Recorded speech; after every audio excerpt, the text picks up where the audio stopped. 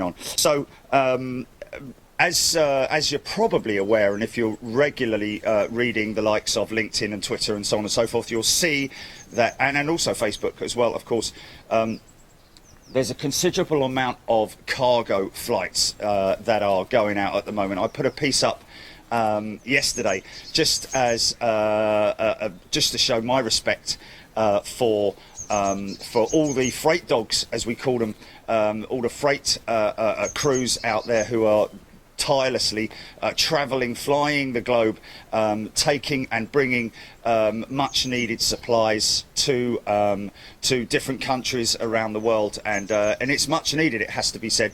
It seems and it appears that things are going to get worse before they get better, but let's hope that period of worseness is actually shorter.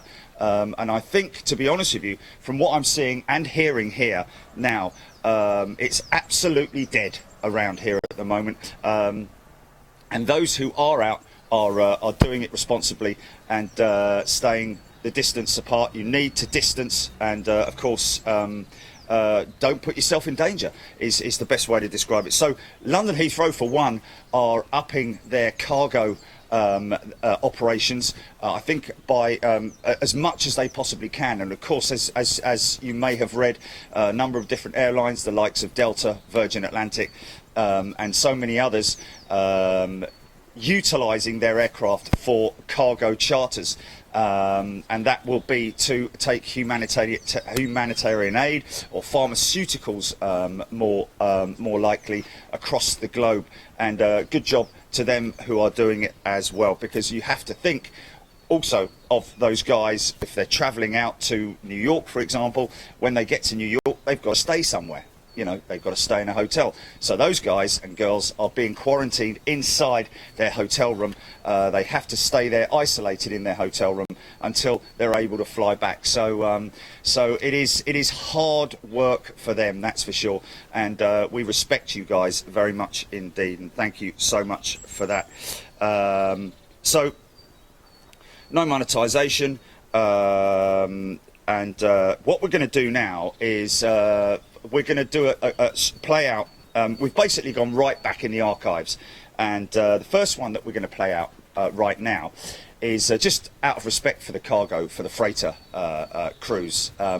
This piece is with CargoLogic. Now, CargoLogic, unfortunately, if you know, in the news recently, you might have read that CargoLogic are no more. They've gone bust, basically. They were part of the Volga to Dnieper group, who are still strong and active with their Illusions and their Antonov aircraft, their freighters, which they're totally different freighters, of course, because they are rear load, and so they have the capability of putting the back down, and they have a ramp access cargo load facility, so they're able to handle extreme loads, unusual loads, big generators, pipelines, and all that kind of stuff, which you wouldn't be able to get into the side of a standard freighter. You would be able to get it into the front of a 747, but there are even restrictions inside the nose load capability of a 747. So what we're going to see here is something that we did back in December 2018 with CargoLogic and our good friends up there who allowed us to go airside with them to just document a turnaround of one of their 747s at Stansted, and this would have been majority, it would have been farmer. Chachi, don't you want to say hello? Not interested. So anyway, we're going to do that now, and we'll probably come back a little bit later. We're obviously, I'm going to try and dip in and out of the chat if I can, folks. It's available to all our members for chat, and it'd be great to see you there. And I'm going to be busy going through all of our back catalogue to see exactly what we're going to play out, and we're going to try and plan it so that we're not sort of like, you know, overloading you with stuff. But there's a lot of stuff there, folks, that we can put out there. And for a lot of people who've only been members for a short while, you'll obviously be able to watch this and see what our Toulouse shows are like, what our Schiphol shows are like, the one in Frankfurt, Munich, Everybody talk about Dublin, of course, and so on and so forth. But anyway, look after yourselves, and we'll be back a little bit later on. But for now, enjoy this show. This is from CargoLogic, December the 5th, 2018, and it is a nose load operation with those guys at Stansted. Thanks a lot. See you in a bit. I had a little tiny delay. You got audio, GP? Yeah, there we go. So, folks, welcome to Stansted Live. Had a little bit of a technical glitch right at the beginning there. Unfortunately missed the aircraft coming into stand. However, we are going to get it going out. Now, I'm here with Phil today. Phil's basically going to be running us through the aircraft. We've got nothing on board this aircraft, believe it or not. We do have one pallet to go on. And then it's headed out to Atlanta, I think it is. I'll have to confirm that. But we're going on board the aircraft. We're going to have a look around, and look at the inside of the aircraft, and you will get a really good sense of how big this aircraft is. Now, I know there's a lot of you guys out there who are real keen enthusiasts. You know your stuff, you know your stats, you know your information. But let's be aware that there are a lot of people out there who are watching right now, or maybe watching on replay, who don't have as much knowledge as a lot of people do. It's all there on Google for everybody to see, of course, but just be aware that we are going to be running through a lot of statistical stuff that obviously a lot of people don't know about. And that's all going to come from Phil. So we're going to be looking at the inside of the aircraft, get a really good idea of the size of it. Today's show is all about the nose loading of the aircraft. This is a front hinged nose system. Not all 747 freighters have that capability. That's predominantly the ones that are have come from passenger. So they come out of the factory basically with the hinged nose system. Of course, this is the Dash 8. The 747-8, as I need to put it correctly. So yeah, with the Gen X engines, we'll have a little look around that later. But also bear in mind that this is we're also going to get it going out as well. So we'll get it starting up, pushback, taxi. We won't get it taken off, I can assure you, because I think they were possibly on Cat 3 when they came in just now, full auto land. I'm not 100% sure, but we will be asking one of the pilots who we met up with last time. The same crew that came in just now are going to be flying the aircraft out as well. So in a short moment, we will be going on board. So just bear with us, and we'll be back with you in a second. Enjoy this beautiful aircraft.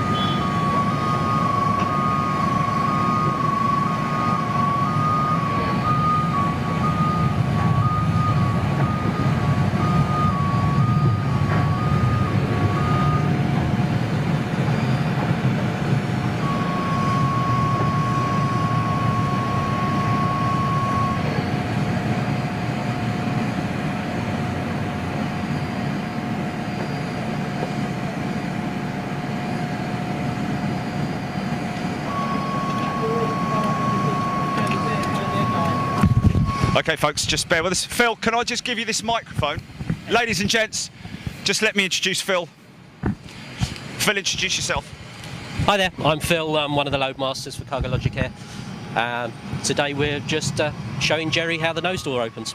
Exactly, and we'll be looking inside the aircraft as well, and just and possibly meeting up with one of the pilots, because it's one of the fellas who was here. Urban, who you filmed before, yeah. Which we've seen before, who we've seen before. Right, okay, I'll leave that with you. Just be aware, whatever you do, don't touch that button. Otherwise you'll be. Okay, it's a little bit of a delicate operation, this. Yeah, I can imagine. Okay, you ready? You ready? Oh my god. Oh my god. Are you snagged? Yeah. Cheers, buddy. This is crazy, man. You got a different connection somewhere. I reckon it's this.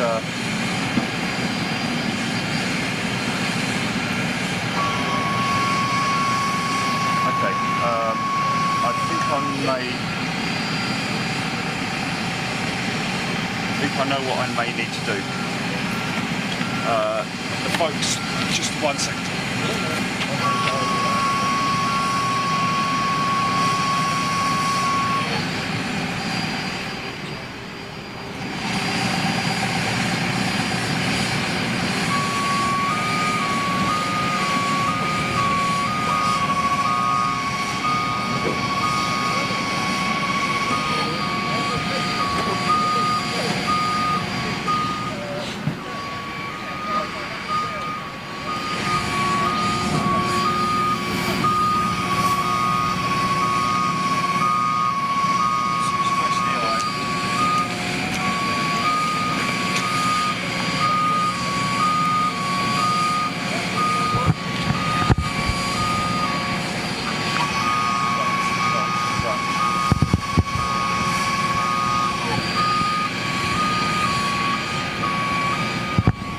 Coming on.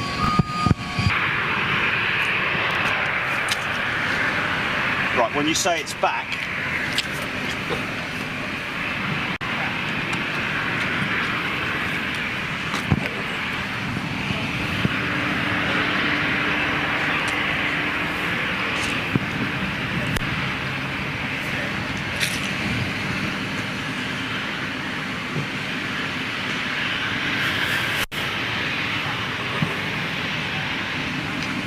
might send someone else out to get rid of it, Phil. Okay, then. Just because we've got to turn down at the same time, so. Yeah,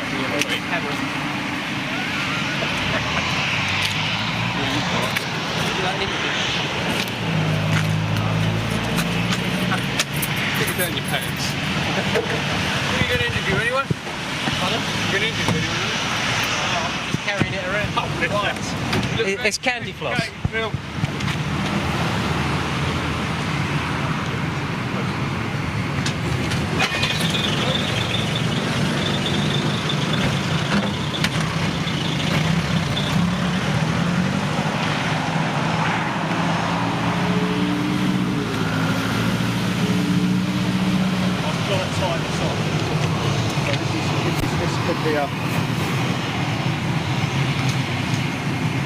Still good?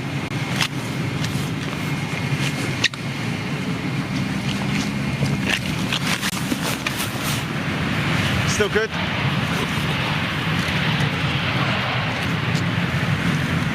Which side's that coming out of this side?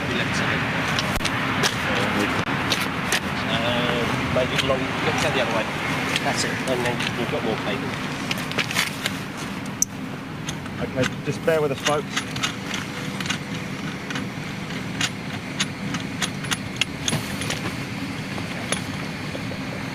So Phil, we don't have a. Are you still good, Jilly? Do you want me to carry this up? No. You're going to leave that down? That's fine. Okay. We can leave that there. Okay, Phil, we're here. Eventually. Finally. Okay. If you want to put that up to your. Yeah. Okay. So we still got everybody here, Jilly. Okay. Let's just have a little look at this beautiful aircraft before we go on board. How far out can we walk here, Phil? Oh, you're good. Anywhere within the aircraft footprint, you're... Okay, anywhere within the aircraft footprint, that's a pretty long way. It's got such Yeah, a big, beautiful wing. Gives you plenty of space to fly.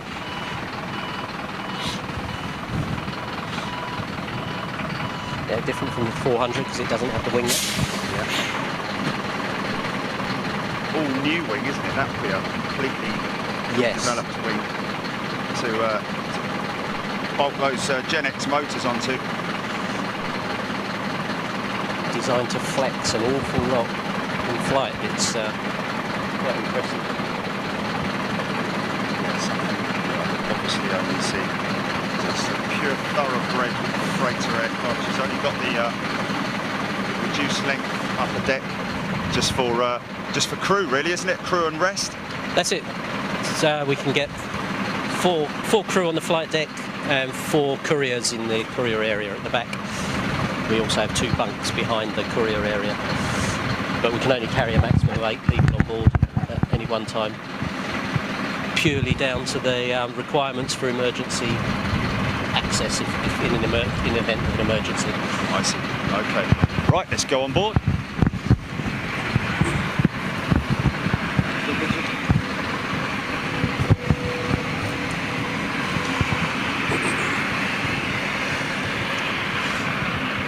We were going to have a completely empty aeroplane, but now we've got 1 pallet on.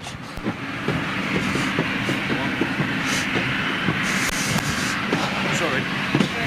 Me not paying attention again. Oh, you just in time for the telly, Peter. No, I'm running. I'm doing a runner. All good. Fine, thank you very much. Cool, thank you.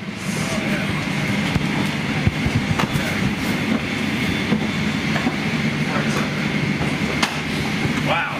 Okay, so now this is a lot different than when we've been on it previously. Wow, look at that. So give us some statistics here, Phil. What are we looking at in terms of overall carrying capacity? On board the Dash 8, we can carry about 135 to 136 tons of payload, depending obviously on the distance we're flying. If we need more fuel, we obviously have to reduce the amount of payload we can carry, but 135 tons is our average for a Dash 8. 135 tons, that's quite considerable. And what sort of, if you were carrying that sort of weight in terms of the freight, what sort of fuel would we be carrying on board? We burn about 10 tons an hour on the Dash 8, slightly less than the 400, so 10-hour flight, we're looking at 100 tons of fuel. So just a more fuel-efficient engine? Yes, yeah, they're much. So that's overall savings over a year, so it's a considerable amount of money. I think Boeing stated it was about 18 to 20% more fuel efficient or a better running cost. Obviously costs more to own. Yes, of course. So this is the side loading door. Side loading cargo door. So what sort of pieces would be coming in through the side there, Phil? Anything up to 3 metres high and 246 wide. I can't remember the actual dimensions without looking at my charts. Of course, it's slightly smaller than the 777 freighter door. Width-wise, height-wise, it's about the same. But we have the option of opening the nose. Of course, and of course you've got a considerable amount of height here. Yep.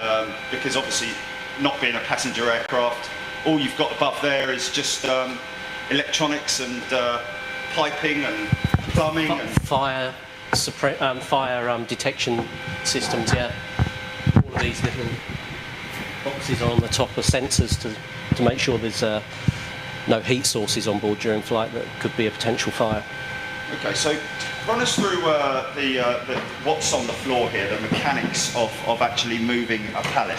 Okay, these are power drive units, PDUs we call them. In the door area, we've got 8 steerable PDUs, so I can turn these in any direction to allow me to load a 20-foot pallet or a 10-foot pallet. The PDUs behind you, just a little bit smaller. They just run lengthways along the aircraft and drive pallets into position. And these are the smaller ones here, are they? This bit right behind you, these tiny wheels here. Okay, yeah. So just tell me what those are again. They're just small PDUs, power drive units. So if Dominic comes down, we can actually turn on the system, and I can show you some of the wheels turning. That would be fantastic. Dom, Yeah. give us a hand to turn on. So you have, I noticed you have control panels all the way down. Yep. Each zone or each loading position has its own control local drives, and we have the master control panel, one at the side cargo door. We have got a similar panel at the front near the nose cargo door. So there is an art to loading an aircraft, I'm guessing. Absolutely. We can control virtually everything that happens on the aircraft from this panel here. Okay, so that's your main panel, is it? This is the main side cargo door panel, yep. It takes a couple of minutes to come back to life.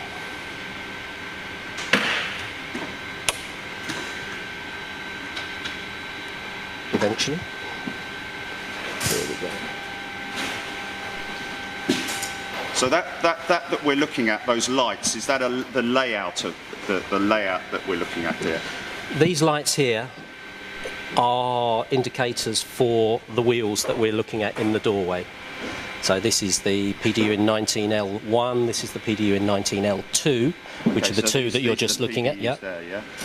And then on the ones on the opposite side, and 19R1 and R2. So if you want to look at the PDUs, as I pull the lever,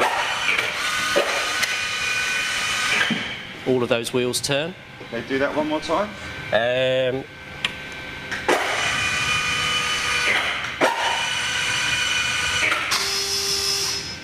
So basically, when we bring a pallet in through the door, we drive using this lever to drive the pallet in. So that will turn, it'll drive the pallet in, So it'll drive and the pallet, turn it, or just drive it? It just drives it in straight. Yes. Then we select one of the other switches. If we're loading a pallet in, say, position D1, where we've got one today, you hit the load switch. Now that arms all the drive, all the small PDUs on that side of the aircraft. Dom, can you just hit load over there? I then put this lever into the forward position, and then that allows another person to call. Basically, they're calling the pallet to the position they are in. Okay. So now all the wheels from this point to that point will drive the pallet to that position. I see. Okay, I'm with you. Right. So it is a two-man operation minimum. Yeah. You can do it with one person, but it involves a lot of running around. Yeah. We've also got on this these positions the ability to turn a 20-foot pallet in and out of the door. Now that, because it's wider and longer than the width of the aircraft, we have to turn it. So all the PDUs have to turn. So I'd have to select the 20-foot. So are you able to call that pallet from there down to here? Would you potentially be able to? Yes, yeah, I would have to select unload. Oh, I've just turned it off. Select unload, go to that position, and then there's a switch like this. And if I hit unload in that position, the lights will come on, and then as soon as I pull this lever back, that pallet will drive down. Impressive. So I'm guessing a lot of people are asking right now, where's the aircraft going to today? Today it's off to Frankfurt. It's going to be filled up with freight in Frankfurt. Then it's on to Atlanta, Mexico, and then finally back to Houston. Okay. Where it'll be picking up stuff that we would be loading through the nose door normally. I see. So I missed out the bit about the Frankfurt bit. Yeah. Because I said it is going all the way to Atlanta with one pallet, but No, it's going to Frankfurt. So she's going to have a full load when she goes to Atlanta. It will be. And that will be farmer, would it, or is that? Farmer, a lot of machinery coming Yes. coming out of Germany, and then when it gets to Houston, coming back, it will be a lot of oil industry stuff, which is why we use the nose door a lot. Yes. Because it's all long 20-foot, 40-foot pieces, pipelines and stuff. Okay, and we're going to be doing something with that at some point in the future. Can we just have a look and see what this, what's going on this screen here? This is the cargo status screen. It tells us what. These indicate all of the wheels. These two big dots here are the large wheels that you saw that turned. Yes. All of the little ones are the small PDUs, and they're green today, which shows they're all active. I do have the ability on here to isolate and retract some of these PDUs. So, PDU. So that's now retracted that PDU. I see. I can do the same with one of the ones in. So that PDU, which is the one over there, yes, is now retracted and wouldn't work if we used it. I would have to manually recover it. It just gives me the ability to pull a PDU out of the way if I need to. Yes, I see. I see. So, shall we make our way to the nose and check out the operation? We can show you how the nose door opens.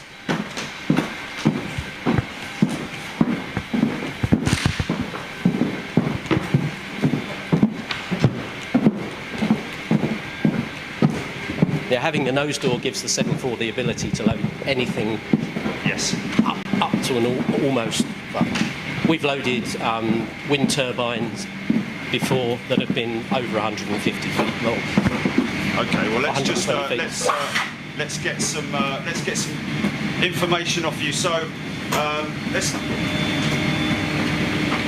just take a good look at the. Now, is this all basically the nose operation? This is the nose loading panel. This is the door opening panel, and these green lights indicate the latches. Yes, the pins. Which are. Well, you'll see better when we open the door. But basically, there's 16 latches that have a pin that drives through them that secure the door in flight. I see. So, okay, so that's your indicator panel, just to show you that they're all fully locked and in position. That's it. And the door is actually opened using this tiny little motor at the front here, which is crazy. And two screw jacks on a mechanical opening system. So the motor drives the screw jack, which drives the screw which opens the door. And the nose is actually extremely lightweight, isn't it? It's not. I'm not sure of the actual weight, but it's not particularly heavy. Is it not? Okay. It does change the CG of the aircraft when we open the door. You'll see at the moment this is the actual weight of the aircraft. So it's 221 tons at the moment, and we're sitting at 24.7% MAC, which is the mean aerodynamic chord. It's basically the index of the aeroplane at the moment. I see. When we open the door, that will change. So not by much, only by about 0.2, 0.3%. I see. Okay. And that's because it's changing its geometry. Yes, it's changing the dynamics of the aircraft. Now, this is a two-handed operation, so I'm going to have to give you that. So I will grab hold of that. Right, okay, just stand by. So what am I looking for when this actually opens up? Probably a good idea to watch the screw, isn't it? I'd imagine. Initially, when we turn it on, all of these latches will disengage, so you'll hear the noise. All of these lights will turn from green to orange. Okay. Then there'll be a pause, and then you'll hear that motor engage, and then the and those screws will start to activate. Yes. And you'll see the push rod as well. You'll see these spinning as they. Yeah. Okay, so what we're looking for is for that panel of lights to turn from green to orange. Okay, let's go for it. So it's a two-handed, you have to.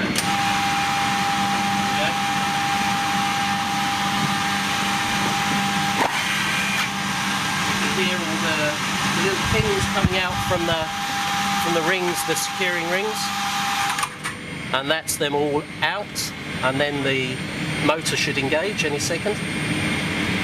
Come on. There we go.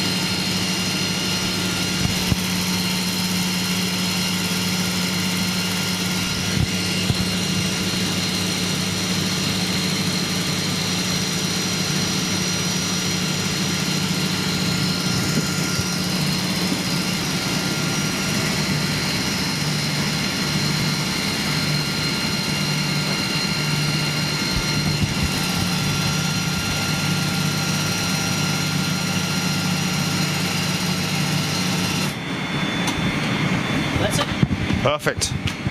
So they're all lights are orange. We've changed the index by 0.3. I see. Yeah.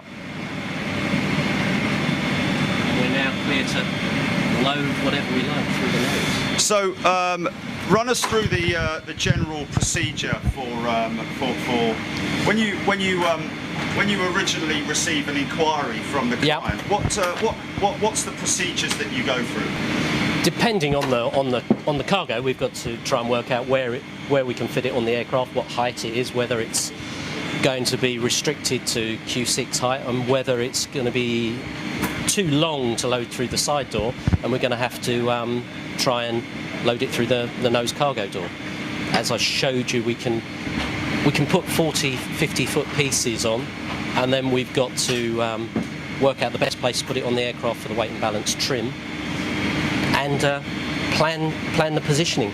So when you say plan the positioning, there are drawings that are done, or what's the general procedure? Is there an automated system that you can? Yeah, we've got our weight and balance system, which gives us a graphical indication of the actual CG of the aircraft. We've also got all the CAD type drawings that we can use to give us a physical dimensions of the pieces, so we can plan them to make sure they'll physically fit on the aircraft. And we also use the old pen and paper and draw things out. And a lot of the time we use those drawings for working out tie-down schemes, because they're long pieces. If they're outside the parameters of the cargo net, have to be secured on the aircraft. So we physically have to strap them to the aircraft. I see. So, so in terms of actually manoeuvring the pieces, is that something that you you have to that you obviously will need to do? Again, physically on the aircraft, and we have the ability. All the PDUs in the nose are similar to the ones by the back door. These are turnable, so I can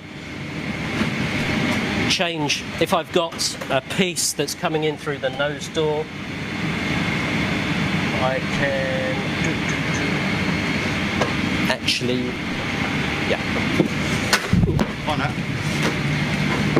with varying positions on the aircraft, I can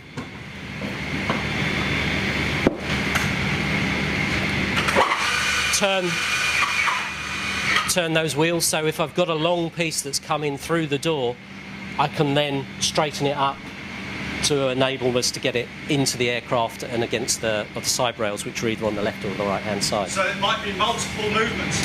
Oh, a lot of the time, yeah. If you're talking about a really long piece, if it's got a 3-4 metre overhang, by the time the corner of the pallet hits these rails, the overhang's going to be digging into the wall. So we have to have the ability to swing the pallet around and get the overhangs where we need them to be. And that's the beauty of being able to use these? Yes, yeah. The Telair system has given us now the ability to smooth things quite precisely within the aeroplane. And is this a relatively modern system, or has this particular system been in use for some time? The Dash 8s that have had this system on have only been around for about 5 years, I believe. I'm not absolutely certain. So how did they manoeuvre a long piece in the past? Just manhandle it? You could retract pellet PDUs. You had various systems. They weren't as sophisticated as this. There were ways of doing it, but yeah, there was a lot of manhandling involved. Yes, of course. Okay, well, I think that's very well explained.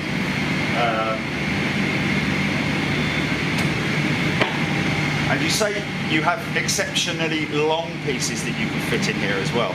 Anything up to 50, 60, 70 feet. It says if it's physically within the weight limits that we can carry, and we would not really be looking at carrying anything over 30 tons in a single piece.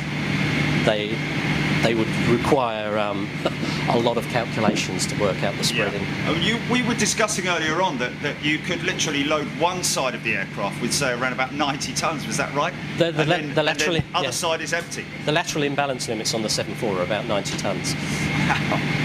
That's very impressive. Which when you're doing multi-drops is really useful. So we used to run out of South Africa, and we would pick up fish in South Africa and fruit and vegetables in Nairobi, and you'd be dropping the fish in Spain, and the fruit and veg would be coming to the UK. So you don't want to have to be able to move all the pallets around. If you can drop one side of the pallet aircraft quickly, it reduces your ground. ground. More manoeuvrability on the empty side. Yeah. Fantastic. Okay, so should we have a little walk outside? When's the aircraft? How long are we looking at the turnaround on it? We've got another 30 minutes or so. Another 30 minutes. Yeah. Should we have a little walk around the outside? Show the viewers the. Because I don't think anybody's ever going to grow tired of a 747. Well, so our water servicing's arrived. Okay, there we go. The honey truck, is it? Yes, that one is.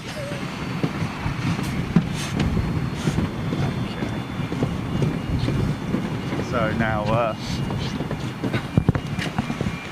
here she is in all her glory. Let's just see if we can. So these are General Electric GE9X with a carbon blade, I believe. It's interesting to see. I don't know if you guys back there can see how small the actual core is. It's quite interesting, isn't it? The core is quite small, and you can see why they call it a high bypass turbofan, because look at the in fact it's probably more noticeable from behind, I would have said. Beautifully engineered and sculpted. Look at those exhausts, scallops. It's quite thick, isn't it? Yeah. Thick piece of that's really thick. And that's carbon. It's all carbon. That is carbon, isn't it? Yeah, it's not steel. It's not alloy, is it? No, not alloy. Wow, look at that. Of course. I have seen one of those dog teeth actually blown off after a lightning strike. Really? Yeah. So that's interesting. So I'd imagine that these cows, they're alleys. They're alley, are they? I think they're alley from this up point to that here. point there, and that's carbon back to there. So that's very interesting. Thrust reverser actuator access. Loving that. These panels are all removed, but they can they pump them apart like a clamshell when they're working on the and of course aircraft. they slide back as well. Yeah. Wow, that's the actuator access. You just about see it behind there that we're so used to seeing when the engine cowls slide back on reverse. It's just a work of art, Phil, isn't it? You know, they're a beautiful piece of engineering, and it's probably still quite warm. No, not too bad. It's cooled. It's cooled down. It's cooled down, is it? So many different mixtures of materials in there as well. You can see so many multiple, obviously. Titanium and all different classic alloys. And you've still got a bit of ice on the bottom of the wing where the fuel is cold soaked into the. Look at that.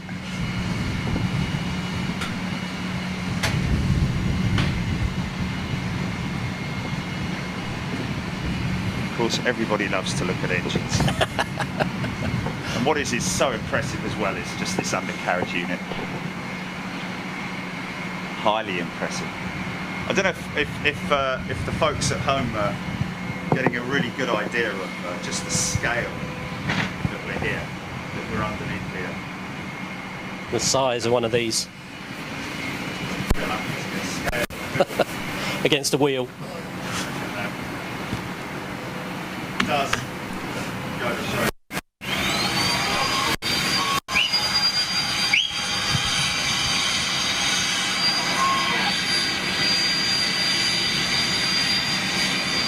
You all right? I have no idea. I think he wants the door closed. Oh, the nose. Yeah, they just need it closed so that we can make sure everything's. Should we go and do that? Should we watch them? Are they doing it now? Oh, done it. Okay. Ah, he's done it. Yeah. Yeah.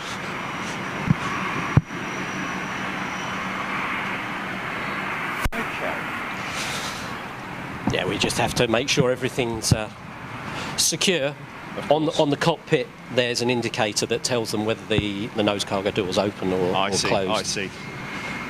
So when they're running through their checks, they need to make sure that all the doors and hatches are closed. And we can't do that with the door wide open. Yes.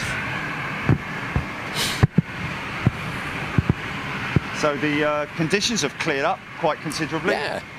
Let's just get a nice, for all our tech heads out there, let's get a nice, good close-up look at this bogey wheel assembly. Of course, on the A340, just one of these in the middle, and two of these on the 747. And these ones are actually steerable as well. Yes. Body gear steering. Which, interestingly enough, the A380 doesn't have. It's quite interesting when it fails. Oh, really? I've been on board when we had a body gear steering. So I guess it scrubs, does it? It just sort of like, because you're all on the front end then, aren't you? Yeah. It's just literally pulling it across the... It just wants you to veer off of on the taxiway. Wow. It was fine when they were on the rollout, but it was when we were taxiing and slowed down that it became apparent, I think. As soon as you start to turn? Yeah.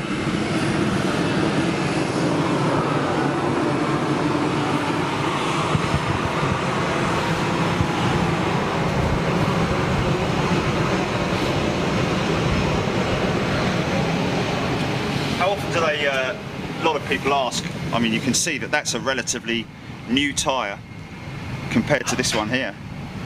You can say how often The do we cycle, change them? it Depends on so many guess factors. it's a visual thing as well, isn't it? And, Yeah.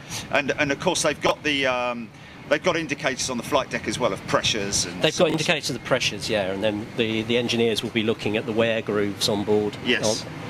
To see how much life's see left any in the tyre. chips or any. Yeah, you can see that sort of That's a rough flat spot, isn't it?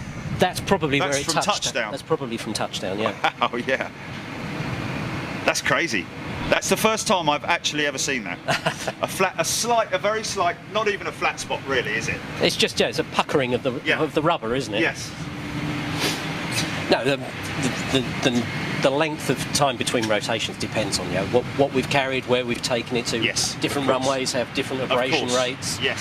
So you couldn't come up with a figure. No, and say, no, it's not like every 6 months or anything like that. Tyres could go for a year. Yeah, if you notice, the engineers first thing they do is walk around. They do a tyre check. Yes. The crew, when they do their walk around, they'll do another tyre check. Yes. Okay.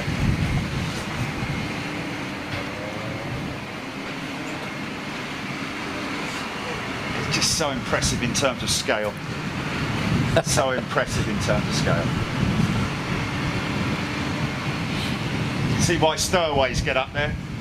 They don't like it when they get above 10,000 feet, though. No. They get quite cold.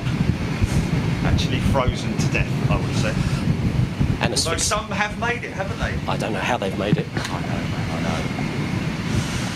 No, obviously one, anything over 15,000 feet, and you're going to ice. You're going to asphyxiate because you've got a lack of oxygen. Yeah.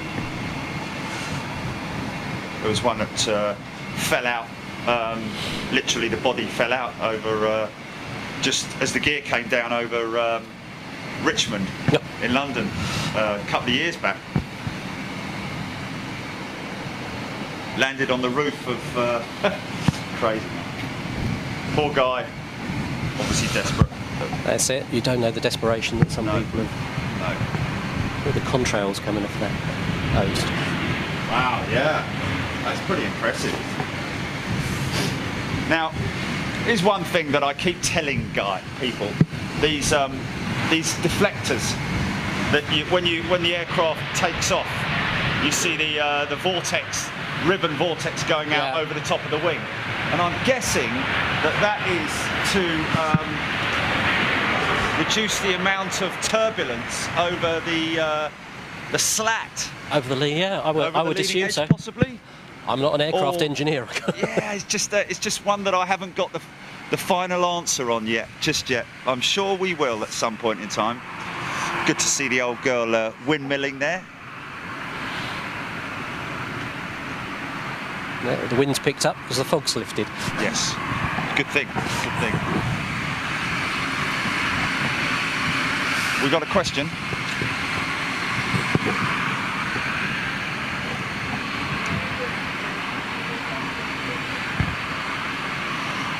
Yeah, that is a good question. Why do they mostly fly freight at night? Is that a cost issue, I'd imagine, isn't it? Not in our business model. It doesn't. I mean, the likes of UPS and FedEx flying at night because they're delivering parcels at the end of a working day. Yes. We don't. I mean, we're daylight flying today. Yeah. Yeah. We don't specifically fly at night because. We end up with night flights occasionally because of the restrictions at destination airports. Yes. We have a lot of airports that have got curfews, so we have to be in before the curfew, so our departure time might be and the night time at the previous station. It all depends where we're going. So like you say, it all depends on destination and limitations at the next airport. This route particularly, we have issues with. We have a curfew in Stansted, we have a curfew in Frankfurt.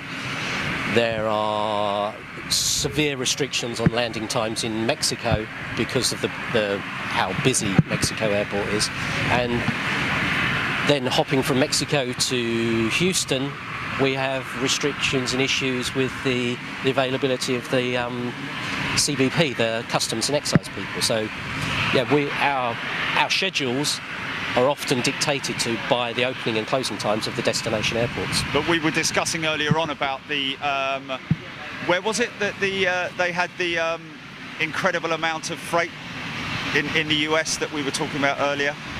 Oh, in Louisville. Louisville, Kentucky. Yes. That's it. Yes. For one of the parcel integrators. Yes. Yeah, how many was it? 250,000 packages a night or something? It's over 150 aircraft movements a night.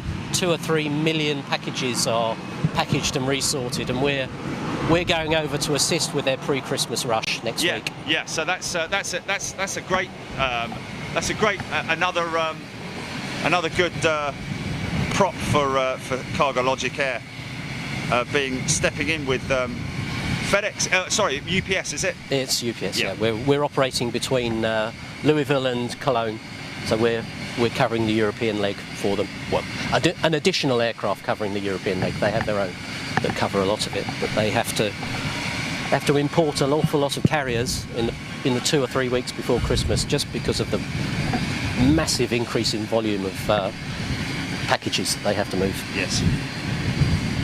Fantastic.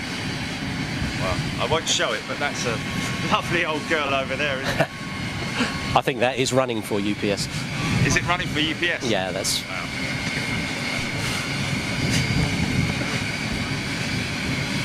So there's your belly loading door. Yeah, forward lower deck. So what would you normally be loading in there? Just normal palletized stuff, or anything up to 1.6 meters high, and the normal size parameters of a 10-foot by 8-foot pallet. We can have what we call winged pallets, so the pallet is loaded lengthways across the belly, as opposed to lengthways down the fuselage as we do on the main deck, and you can have a wing that follows the contour of the aircraft, so it's like a big upside down V. Wow. So that's predominantly used when you're carrying fruit and veg out of Africa. Yes. A lot of the pallets will be winged just to maximise volume. And an easier onload offload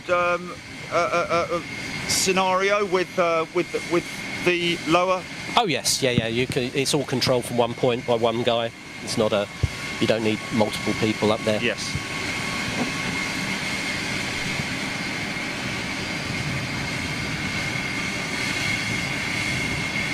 So she's off to Frankfurt then? Yes.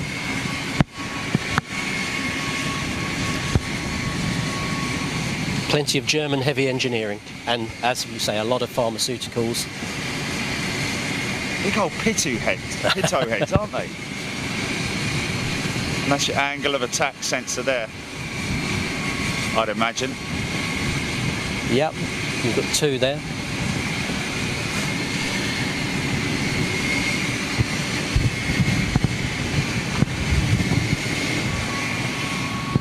How are we doing for time, Phil? We've got about any fuel on board, have they? Yeah, fuel was here when we first started walking around. Okay. They're only putting 22 tons on, so it wasn't a big. And then she'll be fully fueled over in Frankfurt. Yeah, they'll probably put, I would guess, around 80 tons on in Frankfurt, 80 to 90 tons.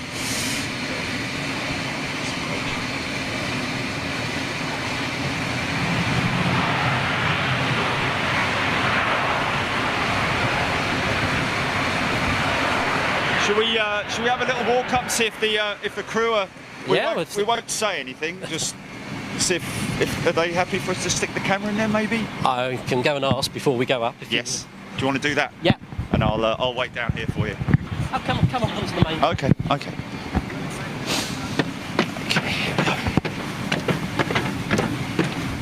Give you guys a little look at the flight deck, because I know you guys like to see flight decks. Anything you can see, really. Just hang here for a sec.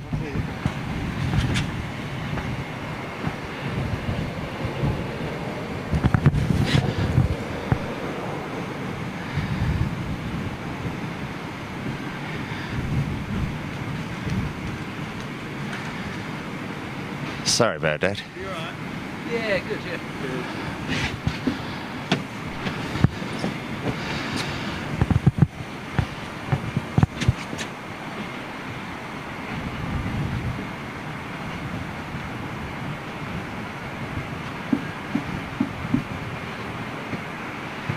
See how the wing tip is bowed quite down. I'd imagine that's fuel load, and that's the flex that you see when she rotates. See, it's actually quite a bowed wing from the inboard engine outward. They're happy. Oh, here we go. Here we go.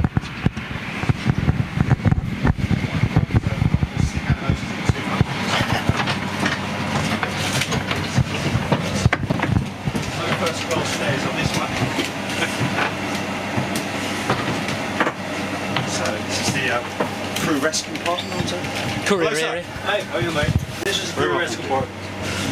So we've got six courier seats or rest seats, and we've got 2 bunks behind those. And in the back here. We've seen in here before. I think you have, yeah. Wow, yeah. It's quite comfy, isn't it? if you call that comfy. It's not the smoothest, softest mattress in the world, is it? No, but it's better than nothing, I'm guessing. Absolutely. Right, let's just bring that over here. Way, there we go.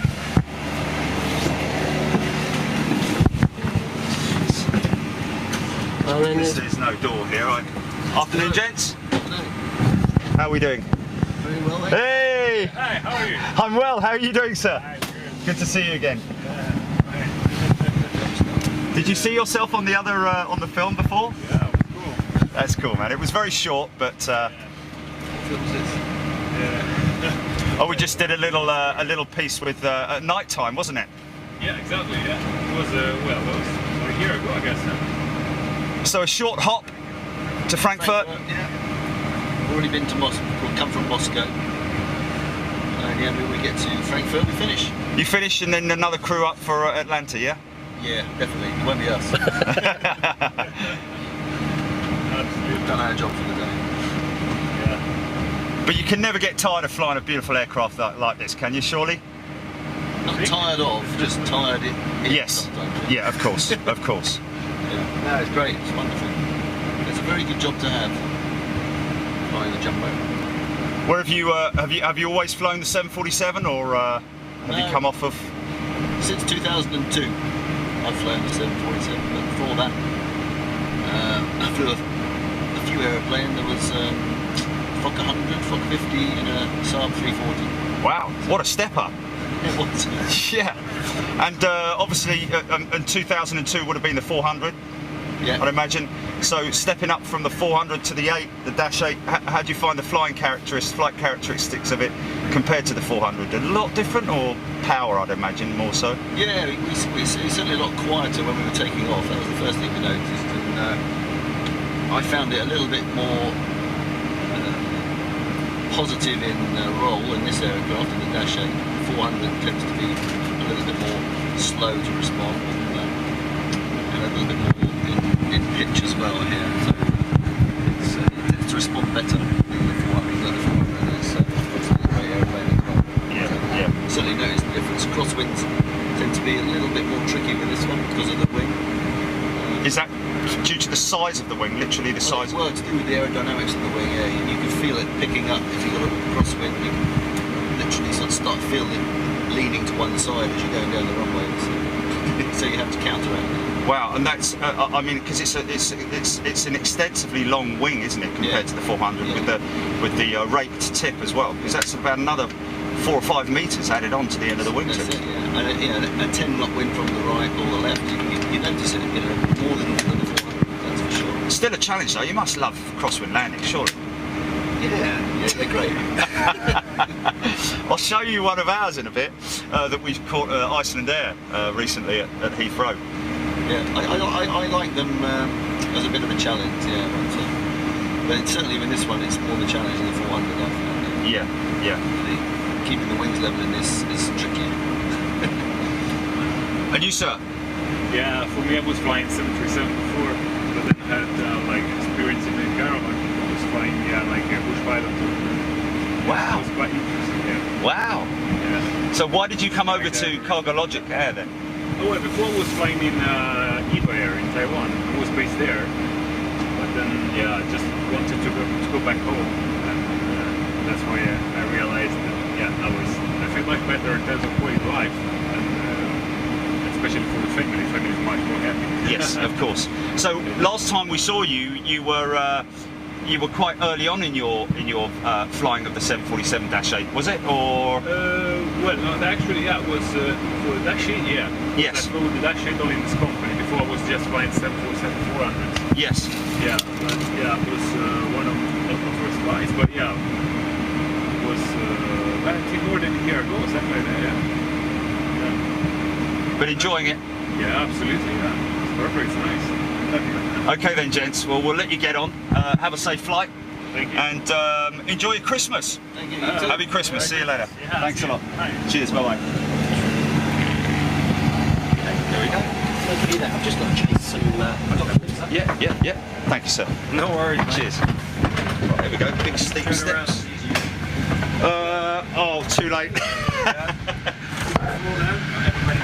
Yeah. There we go. Apparently we've got to chase some paperwork, I believe. Yeah, cargo documents. Here they come. Here they come.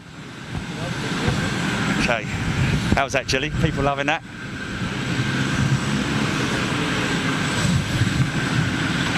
All I can say is thank God for the...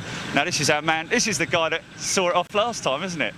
This fella here. I'm sure it is. Yeah, that's what I want. He's responsible for the tug and the hooking up. He's going to just hook up. Let's just follow him over now. What's that? The ultimate boy's toy. Okay, let's just see where he hooks up to the comms lead going in to the pilots.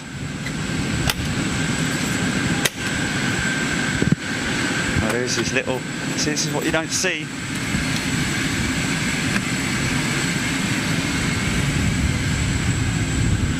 He's now talking to the crew. He's got a headset like mine. And then here come the...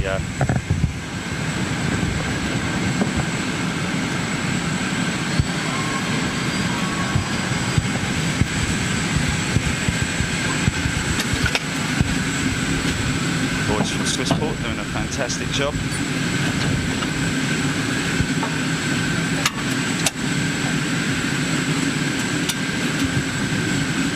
Good. Nicely in place. And now the tug. That's the ground power unit coming off. GPU's off. Door being shut up top. Door is shut. Well, we're going to get some action. Here comes the tug.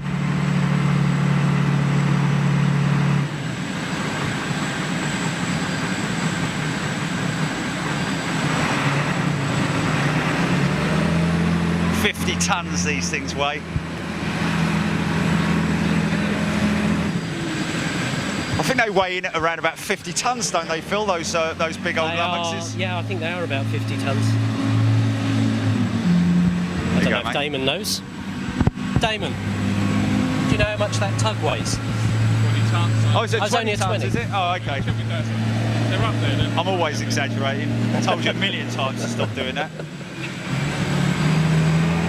He'll know. He'll know.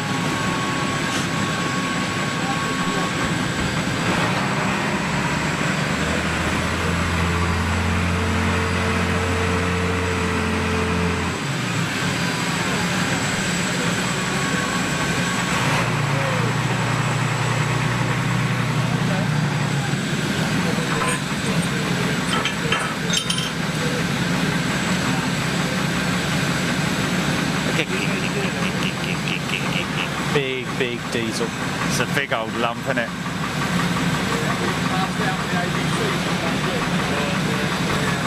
Oh, Trevor should be watching now. Is he? Is he not there? That's a shame. we got a tug operator from Heathrow who's a regular viewer. 40. What's that? 40 tons. 40 tons. I was only 10 off.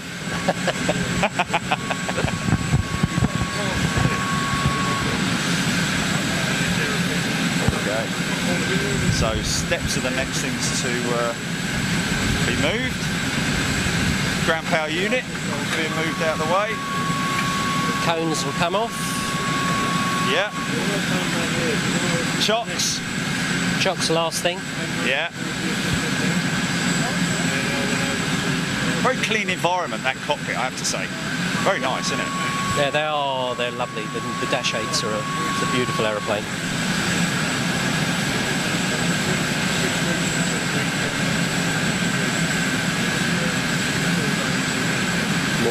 Yeah, see the ribbons off of that? Yeah, that's what I was just going to say. Smart, that. There's enough moisture in the air. Might actually, if we get out there far enough, when she goes out, she might actually have some off the wingtips.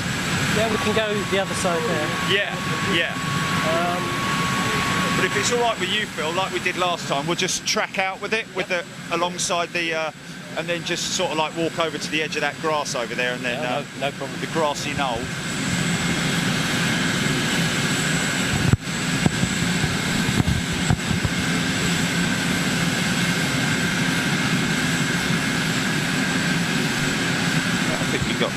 I think we've got some good stuff there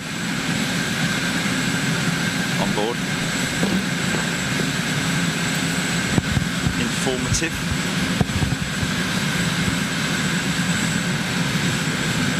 They're obviously watching it in the office. Who's that taking the photograph? Was that Paul? Did Paul take that picture? It must have been, must have been Dominic. Oh, Dominic, sorry. Yeah. Paul. I just make names up as I go along. Surprised I didn't call him Dave, really. That's Dominic there. We've got enough Daves in the office.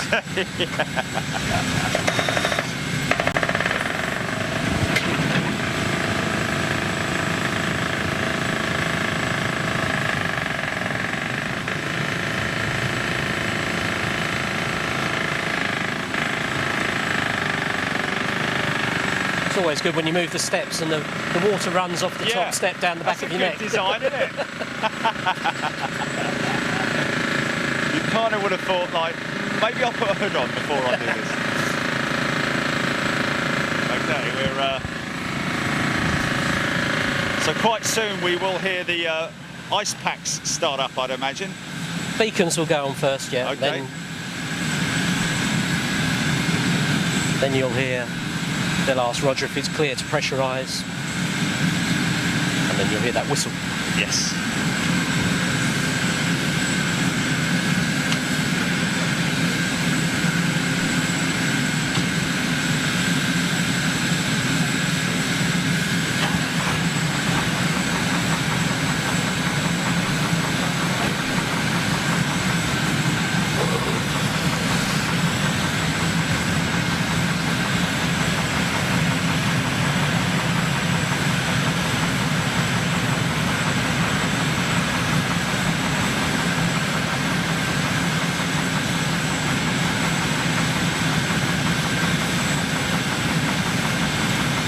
professional bunch of fellas, the guys at Swissport, aren't they? They're very good. This is an extremely good team we've had on today. Just unfortunately we didn't have any work for them to do. Yeah. So he's just doing a final check around, I'm guessing. Yeah, just to make sure that there's nothing that no vehicles have hit the aircraft during the turnaround that everybody else has missed. Yeah. I mean, the engineer will do a walk around, the crew will have done a walk around. The pushback team always do their own walk around. It's just company policy for them to do so. The more eyes, the better. Yes, of course.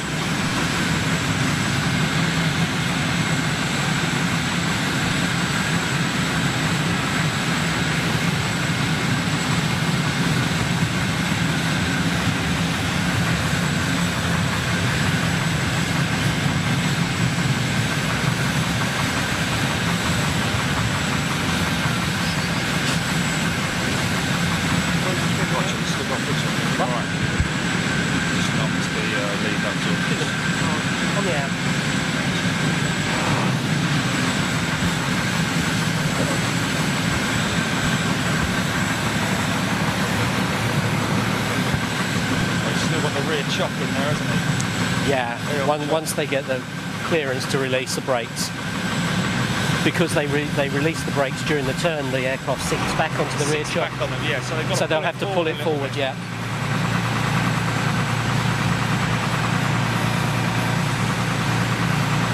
There's quite a camber on the. I was just going to say, it's quite a hill, isn't it? It's literally a hill. So that would have fallen way back on its chocks. Oh, they're completely jammed. You can't, without the tug pulling it forward, you can't get them out. So this is this is quiet before the storm, isn't it? Before it all fires up. Those Gen X motors kick into life once again. They don't generally start them until they're out on the taxiway. Yeah. I think that's standard procedure, isn't it? You don't start them on the pushback, do you? But I have seen some do it. Some smaller aircraft do. Yeah. If you imagine the engines are turning over, developing thrust, the tug's going to really struggle to push it against thrust. Most definitely, yeah.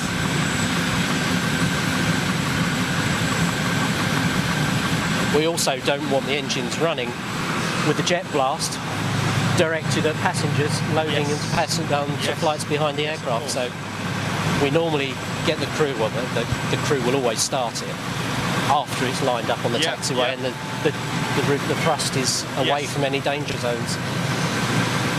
As you can see, EasyJet are walking behind us at the moment. Yes. So they would get a significant blast. Yep. Beacons come on. Beacons on.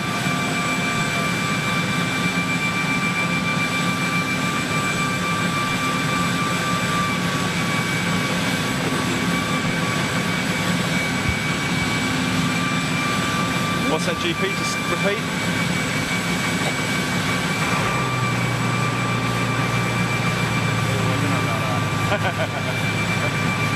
People are always saying that, man.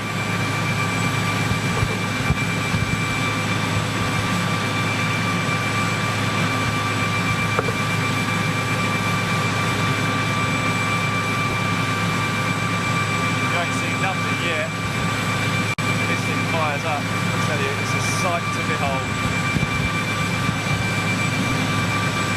Learned something new today, though, about those cowl. The rear cowls being carbon. The composite, yeah. Yeah, the composite material. It's really thick as well, isn't it? Yeah.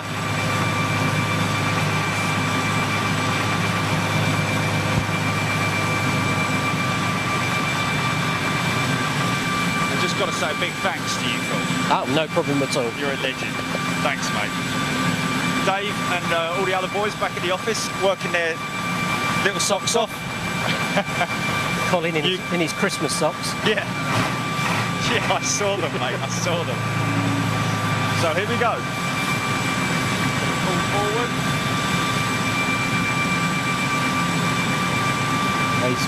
In a minute.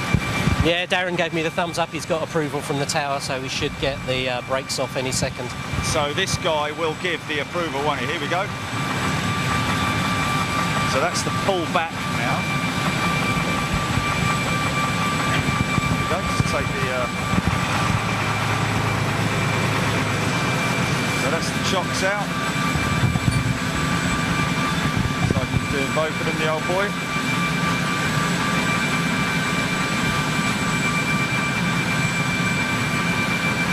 And we're good. Our man will give us the. Here we go.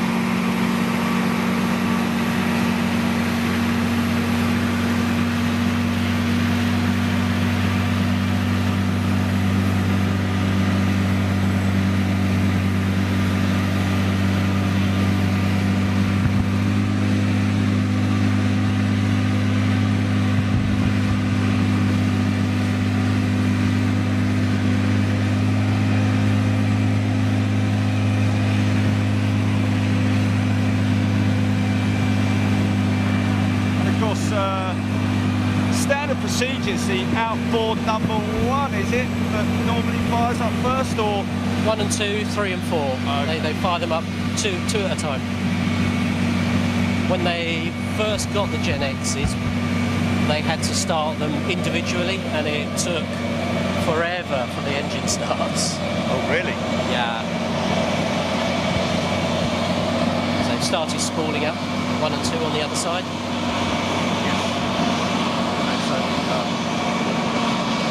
That's as far as we can go. Yeah. Starboard engines have fired.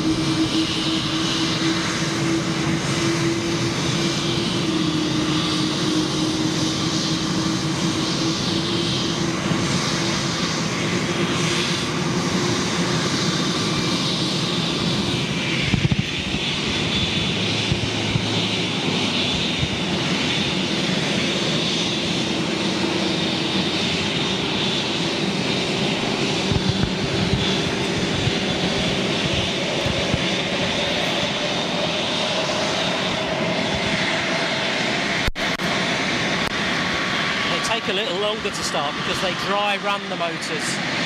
If they've been on the ground for, I think it's less than 2 hours, because of the way the fan blades cool, they have to dry run them before they fire them up to get the fan blades at the same temperature all the way across, otherwise they vibrate. I think they were having issues with engine vibration on startup when they initially came into service.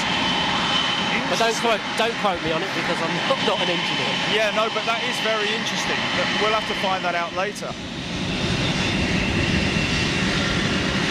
So they're just literally idling them at the moment, not even idling them really. They just dry run them. They're idling over there, they're just dry running it.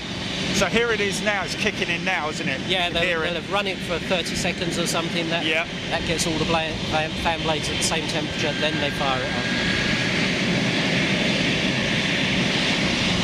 just, yeah, they're firing up now. Yeah.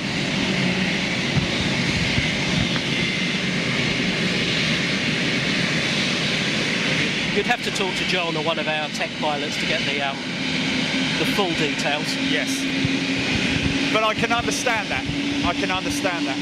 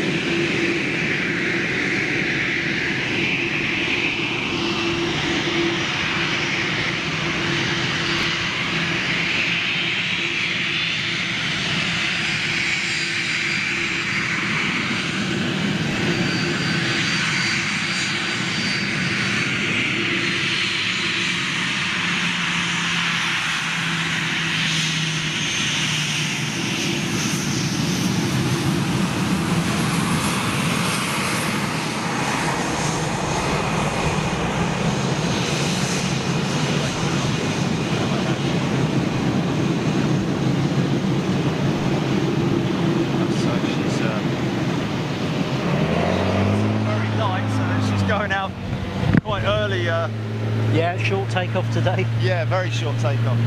So if we go view out, isn't that? Or do you want to go from here? You'll see. I'll probably just run out on there, just a little bit. Yeah, don't go too far. No, I won't. No. She'll probably go up before that. At or about where the green fire aircraft is, probably just after that, I reckon. Yes. When you're empty out of here, you're normally at 1,000 feet by the time you hit the Harrods building. Yes, right.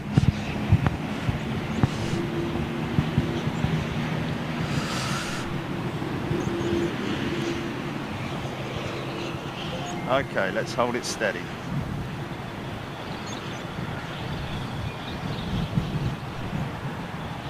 All manual. No sticks.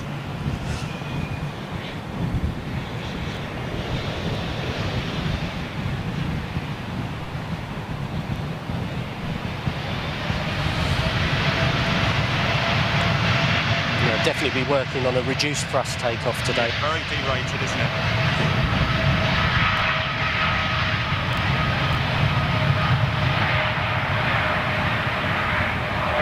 Oh, longer than I thought.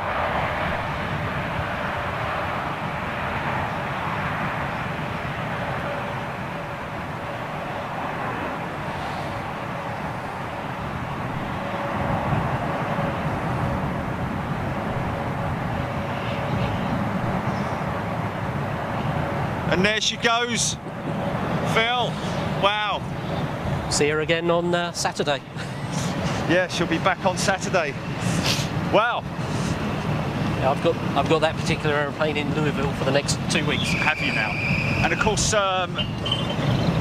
she's into Heathrow every now and then, as well as does she go into Heathrow? We were operating for some of the ABC flights. Yes. And yes, she did come into Heathrow. Yeah. We've Not seen her often. a few times. Yeah, yes, quite rare. More often than not is the ABC, like you say. Yeah. But always good to see that little red flash, and everyone on radar say dash 8, dash 8. Okay. Well, we are going to wrap that, folks. Thank you so much for. Let's just get over there and get the camera on the sticks and just say our goodbye, I think.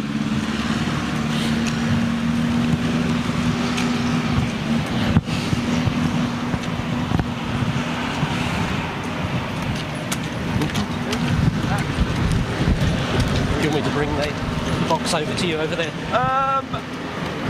You could do. I'm thank you, mate.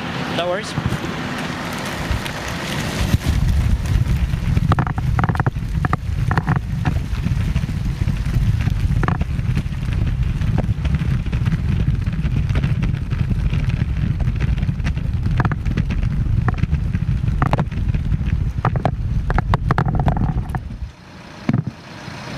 Smile.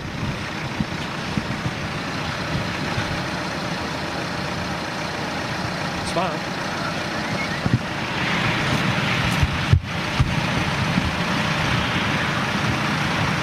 Well, sort of a shady start. We got there anyway.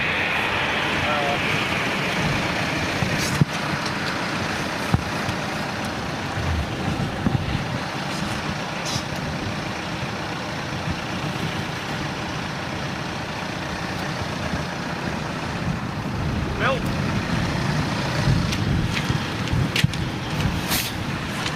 There you go. Thanks, mate. Really appreciate it. No problem. Bit of a shady start, but we got there in the end. Shaky, I should say, not shady. Yeah. But yeah, thanks a lot for tuning in, folks. That's what it's all about, being an elite member, bringing you that direct with CargoLogic, and we'll obviously be putting something together for the guys at CargoLogicAir as well, a post-production piece. And we'll find you some interesting big freight next time. Yes, we will. We're hearing that apparently there might be something going down to Mexico in January. Potentially, around yeah. about that We time. have to just get But, clearance. yeah, exactly. Yeah. So that's what this is all about, folks. Is we have to get clearance from the client. It's obviously very. I mean, engines are a big no-no. Pretty much anything Yeah. aerospace is very difficult. to Yeah, commission. and understandably so, man. Yeah. Understandably so. So we will hopefully, we will definitely be back with you, because the next piece will hopefully be doing something on the main cargo deck, and then the belly, and then so on and so forth. So We will be back with CargoLogic. A big thank you to them, and we will see you on Saturday, folks. Look after yourselves, and thanks for tuning in. Thanks again, Phil. No problem. Really appreciate it. Cheers. See you soon. Thanks. Where are you filming from on Saturday? That'll probably be Heathrow. We got to see me as I disappear. Oh, what time are you going out? 11:30, I think, on a Virgin out to in the morning. Atlanta. Yeah. Oh, outbound in the morning, eh? I think it's. We'll have to keep an eye on that. We might film it live, mate. Because we're yeah, that could be a possibility. Okay, you ready for Cut GP?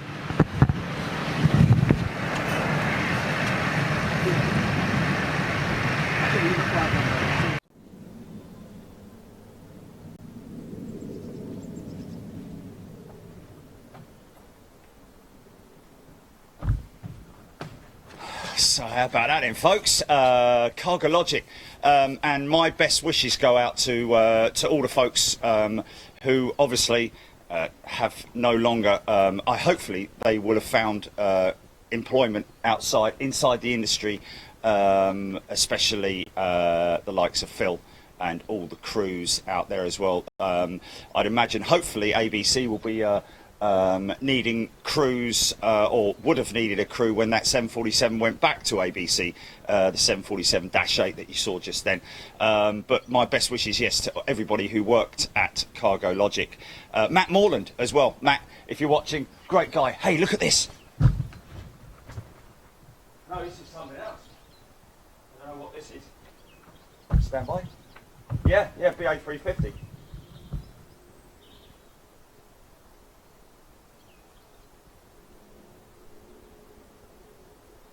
Bravo Delta.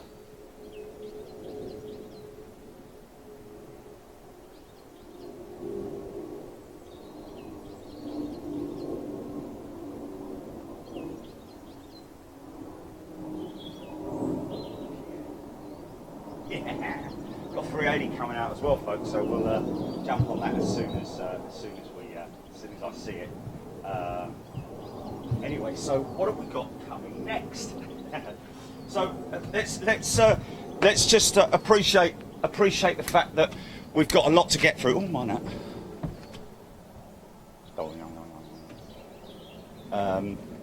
Got a BA380 about to ease around. He's charging. But yeah, folks. So we want Charchi. We want Charchi. Give us a C. Give us an H, but he's upstairs asleep. But yeah, folks. So, oh, is it okay? Okay.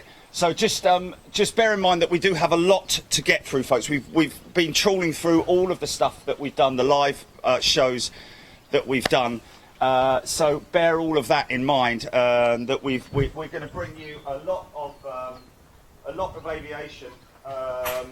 In the upcoming weeks. Hold on a minute, I'm looking for my pad. Where's my pad?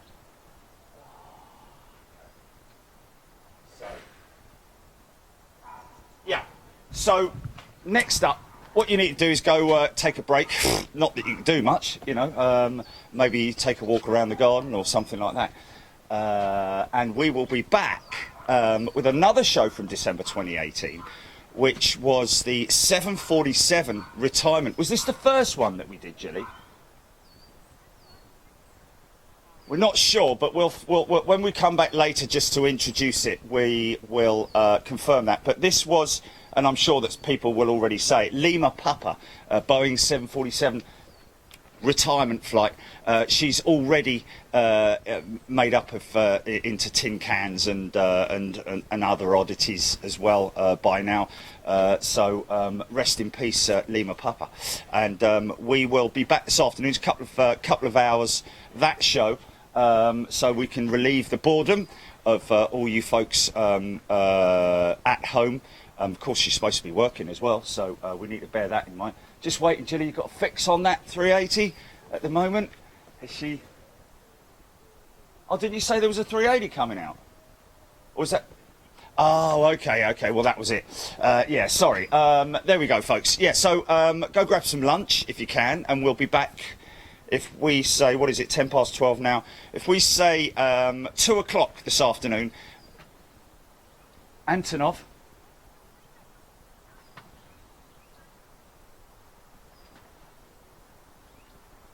Okay, we're hearing the Maria, the AN225, that huge aircraft that we had a look around at ILA Berlin. We'll put that up one later on as well at another time. You guys have already been asking about specific shows. A lot of people asking for the Pushback show with Heinz. That was a good one from Munich. We'll bring you that, of course, in upcoming days or weeks or whatever. But we're just going to start sort of like going through the back catalogue of what we've got to bring you. So we'll be back in a couple of hours, folks. Let's just say, shall we say 2 o'clock this afternoon? We'll all be joining back here from the garden at the Big Jet TV head office. See you in a bit.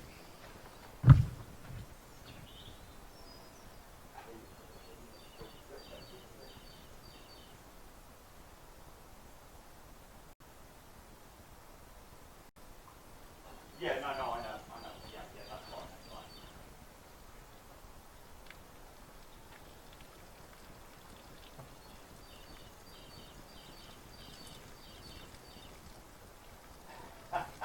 Brilliant. Come on, Jilly, come out of the shed. You can come out now. She's not in there, really, folks. See if I can go and find him. Hold on a minute. See if I can find him. I'm sure it'll make an appearance.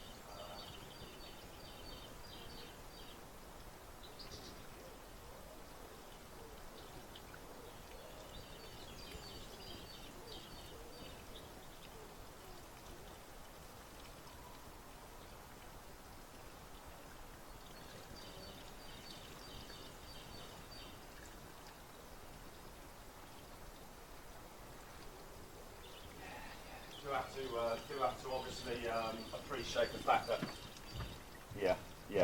So we obviously need to, folks, before I go off, just to say we should never forget the hard work and effort that the folks in the NHS, the emergency services, the guys and girls who are collecting the trash, your home rubbish, the refuse collectors. All of those guys and girls who are out there working in these very difficult times, and we're very respectful and thankful for all you guys for putting all that effort in. But anyway, listen, folks, we'll be back about 2 o'clock, and we'll see you in a little bit. Take it easy. See ya.